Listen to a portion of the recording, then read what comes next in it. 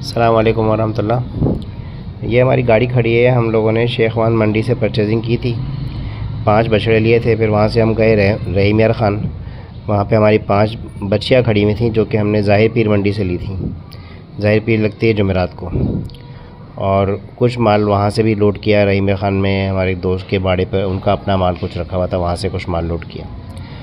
तो शाम को 5 बजे हमारी मज़दार यहाँ से लोड होकर निकली है शेखवान मंडी से।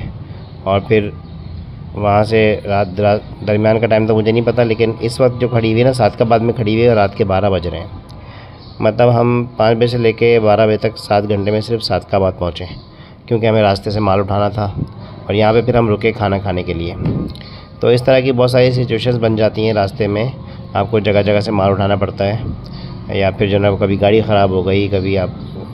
तो कोशिश ये करनी है कि जब आपने माल लेना है ना, पंजाब की मंडियों से ख़ास तौर पर, जिसमें सिंध से निकलने के फ़ौरन बाद सादकाबाद मंडी आती है, उसके बाद फिर शेखवान आती है जो कि रहीम यार ख़ान से करीब है। फिर थोड़ा और आगे इसी रोड पर जाएं तो ज़ाहिर पीर की मंडी आती है। तो इन मंडियों से लोग, और फिर और ऊपर अगर आप जाएं तो फिर तो मुल्तान मंडी भी है, भावलपुर भी है, लुड्डन भी है। इन सब जगहों से कराची के लिए माल आता है। तो हमें ये रहीम यार ख़ान शेखवान से आने में 24 घंटे पूरे लग गए। शाम को 5 बजे हम चले हैं और अगले दिन 5 बजे हम लोग शाम को पहुँचे हैं। अगर रास्ते में रहीम यार ख़ान से हमको माल ना उठाना होता, फिर भी हमारे तकरीबन जो है ना वो 24 की जगह आप समझे 5 घंटे मैनेज कर लें, 19 घंटे लग जाते हैं। तो ये भी बहुत ज़्यादा टाइम होता है। और मुल्तान से जब गाड़ी आती है तो 24 घंटे तो कंफर्म लगते हैं, ऊपर भी लग जाते हैं। तो ऐसे में करना ये चाहिए कि जब आप मंडी में, अगर आपका ज़्यादा परचेजिंग करने का इरादा हो, तो कोशिश ये करें कि आपकी अपनी गाड़ी हो, आप किसी और पर डिपेंडेंट ना हो। और दूसरी बात है कि आप गाड़ी का बंदोबस्त पहले से करके रखें। आपको अंदाज़ा होना चाहिए कि आपने कितनी परचेजिंग करनी है। आप पहले से गाड़ी का बंदोबस्त करें, गाड़ी को लगवा दें पहले से। परचेजिंग करने के बाद फिर हम ये कोशिश करते हैं कि जो है ना वो मंडी के आखिर में कुछ पिछाड़ी के सौदे हो जाएँ आखिर में, और जो है ना वो कुछ सस्ते में माल मिल जाए। लेकिन उसके लिए बहुत ज़्यादा एक्स्ट्रा टाइम ना लगाएं। आपको सुबह से आप मंडी में हैं, आपको नज़र आ जाएगा कि परचेजिंग हो सकती है कि नहीं हो सकती। तो अगर आपने फ़र्ज़ करें कि मज़दा के हिसाब से जो है ना वो अलग अलग साइज़ की मज़दा होती हैं, मज़दा की कैपेसिटी जो है ना तकरीबन पूरी हो चुकी है, 1-2 माल और आ सकता है उसके अंदर। तो फिर आप जो है ना वो बहुत ज़्यादा टाइम, एक्स्ट्रा टाइम मंडी में ना गुजारें। सुबह सुबह जो वर्किंग करनी है, दरमियान में किसी टाइम पे मंडी गिर जाती है, उस पर जो परचेजिंग करनी है वो कर ली। उसके बाद फिर आपने उसको आमतौर पर तंदी पे जो लोग अपना जो है ना माल बांधते हैं, तो वहाँ पे अपने माल बांध दिया। फिर उसके बाद जो है ना वो बस कोशिश करेंगे जल्द से जल्द मंडी का काम वाइंड अप करें जब आपकी मेजर परचेजिंग हो चुकी हो। और फिर जानवर को निकलने से पहले पानी का पिलाने का बंदोबस्त कर लें, क्योंकि ये जानवर जो है ना वो रात से निकले हुए होते हैं, दूर दूर से आए होते हैं, आधी रात से या बिल्कुल सुबह सुबह लोग लोड करके निकलते हैं अपने इलाकों से, और फिर लाके उनको मंडी में खड़ा करते हैं। कभी कभी ऐसा भी होता है कि जिस दिन मंडी में गए हैं उससे पिछले दिन की मंडी में से किसी ने माल उठाया है और वो वहाँ से गाड़ी में लोड करके डायरेक्ट लाके यहाँ पे उतार दिया है।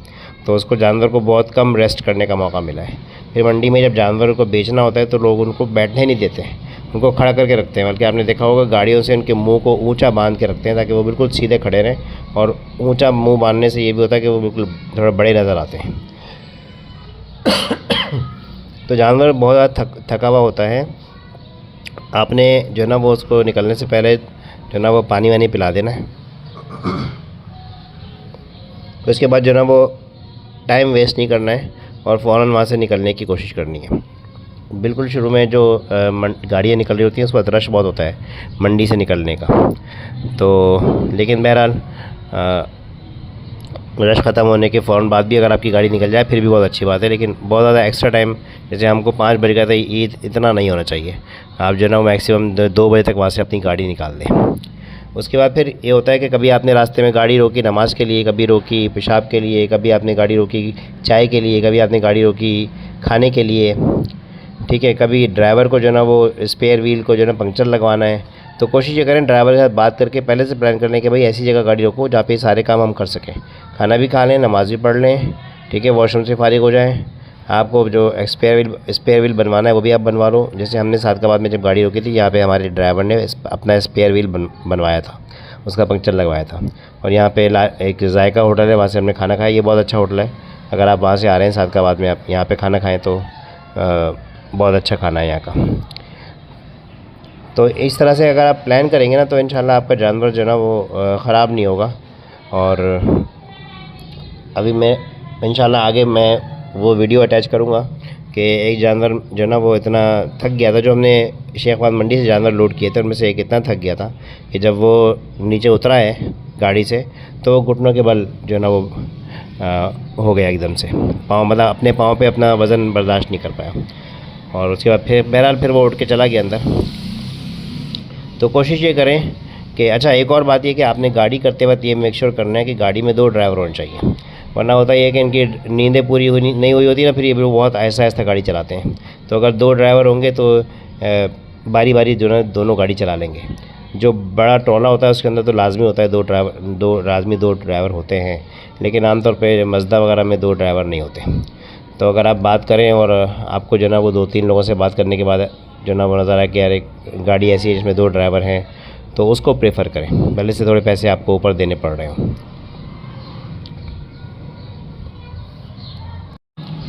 और बहरहाल सेफ्टी और सिक्योरिटी से पहले अगर आपके ड्राइवर को नींद आ रही है तो फिर तो आपको लाजमी ब्रेक करना पड़ेगा। तो ऐसा भी हुआ है मेरे साथ कि ड्राइवर जो है ना वो बहुत ज़्यादा उसको नींद आ रही थी, क्योंकि ड्राइवर भी जो है ना वो सुबह शाम चलते हैं, इनका कोई रूटीन नहीं होती। और जब जहाँ का भाड़ा जाए चले जाते हैं। तो कोशिश करें ड्राइवर जो है ना गाड़ी सेलेक्ट करते वक्त देखें भाई बंदा फ्रेश है, नींद पूरी है कि नहीं है।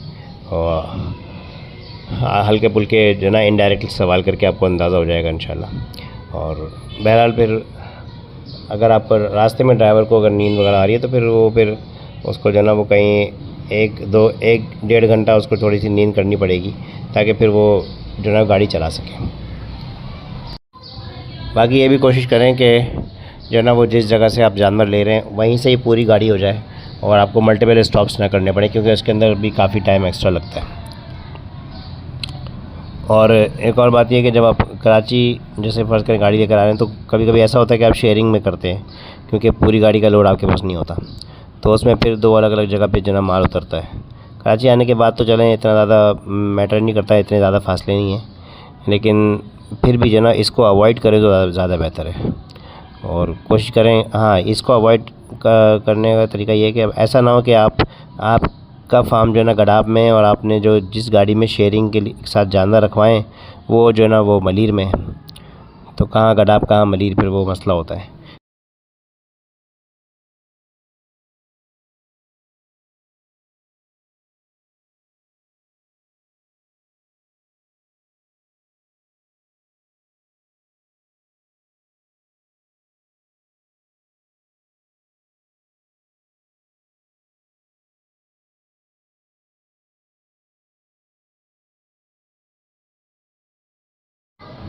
अभी इस जानवर को देखिएगा, ये उतरने के बाद घुटनों के बल हो जाएगा, इतना थक गया। ये देखें, ये शेखवान से लोड हुआ है माल,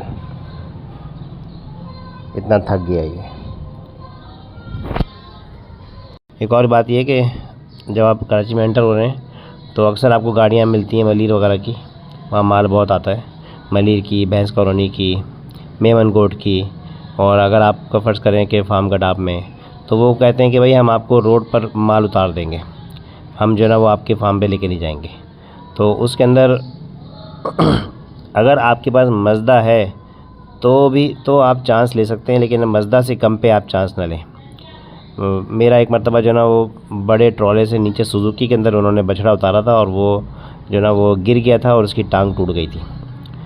तो वो लोग कहते हैं कि भाई ट्रॉले से हम उतार देंगे, हम हमारे बंदे एक्सपर्ट हैं, और जो है ना वो मज़दा में या शेज़ोर में भी उतारने की बात करते हैं।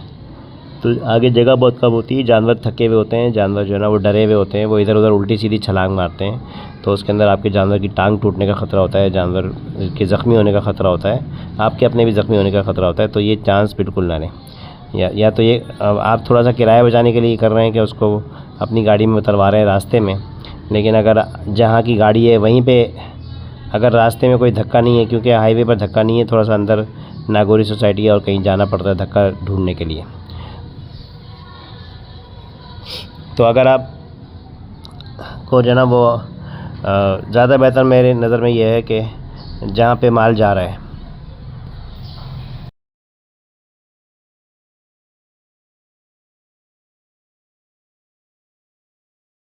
ये मैं कह रहा था कि जहाँ पर माल सारा माल उतर रहा है ना, वहीं पर अपना माल भी उतरवा लें, फिर वहाँ से दूसरी गाड़ी में लोड करके ले आएँ। थोड़ा सा किराया एक्स्ट्रा लग जाएगा, लेकिन आपका जानवर जो सही रहेगा। बल्कि वहाँ पे उतार के थोड़ा रेस्ट भी कर लेगा जानवर, अगर उनके पास जगह है तो वो ज़्यादा बेहतर है।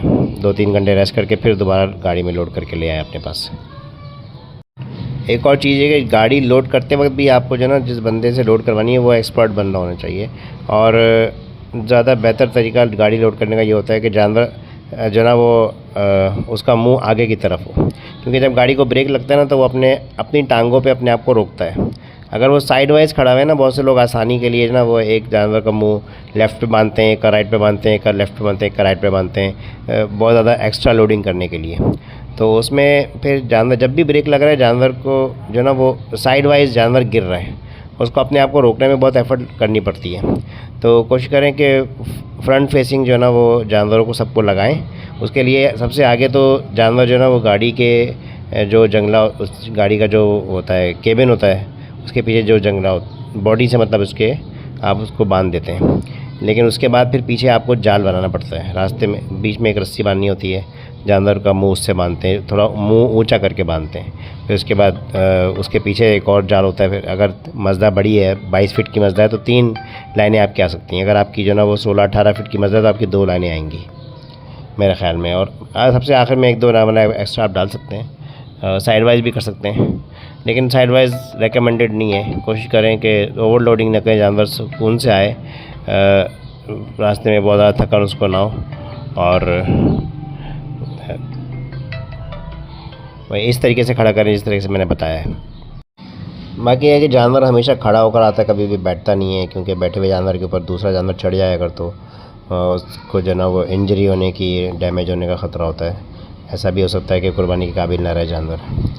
और एक बंदा मज़दूर आपके साथ होना चाहिए जो कि जानवरों को सारे रास्ते खड़ा करके रखे, क्योंकि ये जो ना वो बैठने की कोशिश करते हैं और फिर एक दूसरे से लड़ते भी हैं, तो इनकी पोजीशन कभी कभी चेंज भी करनी पड़ती है रास्ते में। तो वो मज़दूर जो ना वो अब तो बहुत ज़्यादा मज़दूरी हो गई है। अभी हमने रहीम यार ख़ान से मज़दूर लेकर आए थे शेखवान मंडी से, तो उसने 8,500 रुपये लिए। और ट्रॉले के अंदर जो मज़दूर जाते हैं उनसे मैंने इंटरव्यू किया था, तो 12,000 रुपये उनके रेट चल रहे हैं।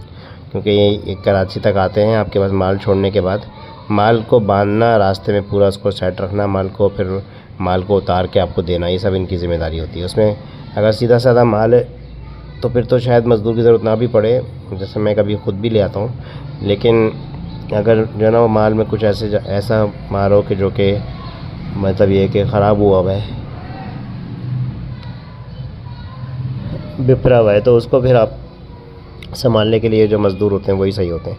इसमें होता है कभी कभी किसी का जानवर का मोहरा टूट जाता है, रस्सी टूट जाती है, नकेल निकल जाती है, तो ये मज़दूर जो होते हैं ना ये सारे काम कर लेते हैं। वो मोहरा दोबारा बांध लेते हैं, रस्सी दोबारा बांध लेते हैं और जानवर को सही तरह खटके खड़ा कर लेते हैं। तो एक मज़दूर जो है ना वो ख़ास तौर पर जानवरों के हवाले से एक्सपर्ट बंदा होना ज़रूरी है। तो अपना साथ में आप लेके गए हों या फिर आप वहाँ से लेकर आ रहे हों।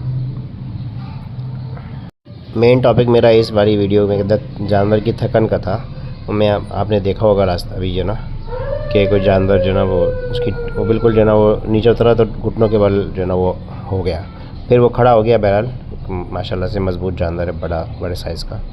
लेकिन यह है कि एक मसला है, इतनी ज़्यादा देर तक जानवर का खड़ा रहना जो ना वो नुकसानदेह है। कोशिश करें सफ़र को जो ना जल्द अज जल्द सफ़र पूरा हो, रास्ते के सारे मसाइल पहले से जो ना वो सॉर्टेड हो, और जब रुकें तो 5-6 काम एक साथ करें और ज़्यादा देर ब्रेक ना करें। और ड्राइवर जो है ना वो आमतौर पे गाड़ी बहुत स्लो चलाते हैं। जैसे हमारा ये ड्राइवर 50 किलोमीटर फ़ी घंटा की रफ्तार से आया है पूरा रास्ता। और एक तरह सेफ्टी वर्क का पॉइंट भी है कि अगर गाड़ी तेज़ हो, फिर एकदम से ब्रेक लगाना पड़ जाए तो जानवर सारे एक दूसरे के ऊपर गिर जाते हैं। लेकिन बहरहाल ड्राइवर जो है वो आउट ऑफ लेजीनेस ये ना कर रहा हो। हाँ, अगर ज़रूरत के हिसाब से वो अपनी स्पीड रख रहा हो वो एक अलग बात है, लेकिन ऐसा ना हो कि आउट ऑफ लेजीनेस वो स्लो चला के लेकर आ रहा है। ठीक है, जज़ाकल्लाह, अस्सलाम वालेकुम वरहमतुल्लाह।